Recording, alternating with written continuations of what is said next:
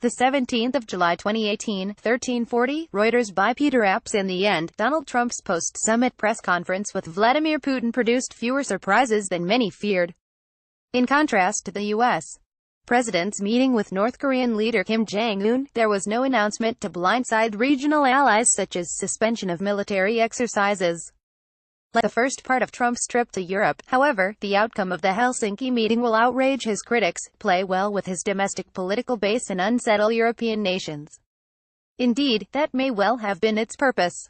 For the Russian leader, the meeting, like the just concluded World Cup, was a success.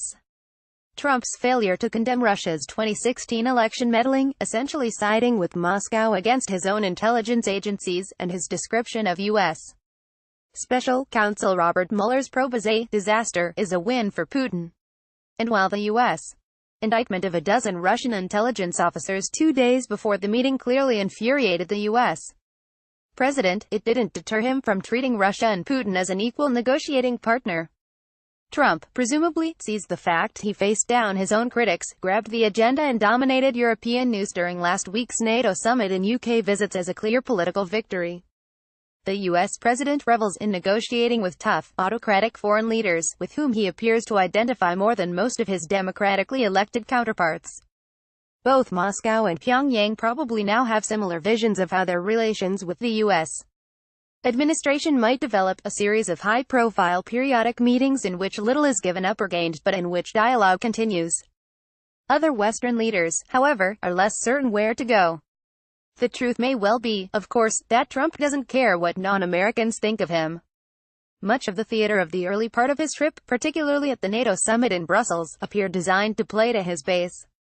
Trump made noise, hit the key arguments he wanted, particularly on European defense spending.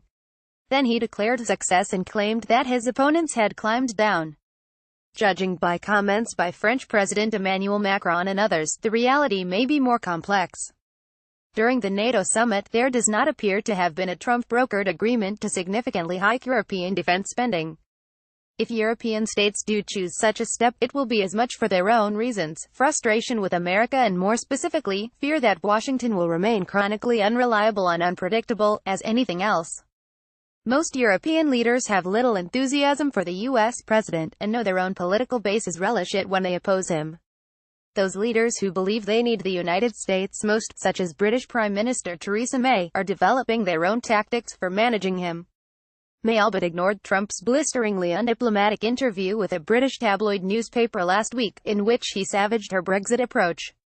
Instead, in her keynote speech to him the following day, she listed British firms investing in key states Trump won in 2016, perhaps learning from Japan's Shinzo Abe and other leaders who have discovered that praising Trump's electoral victory can sometimes be the route to his heart.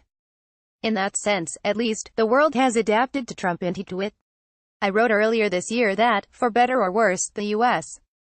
president appeared to have increasingly learned how to use the levers of power his office has provided in Washington, despite the opposition of huge swaths of the political, diplomatic and wider D.C. establishment, not to mention a polarized electorate. He is now learning to do the same in the outside world, much to the distaste of those who previously advised on more conventional international protocol. The growing European worry, however, remains that Trump's style is more trend than blip.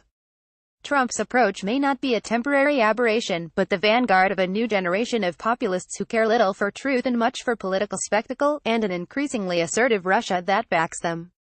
Copyright 2018, all rights reserved. Citing Focus Information Agency is mandatory. All opinions, assessments, and statements expressed in interviews or personal and Focus Information Agency bears no responsibility for them.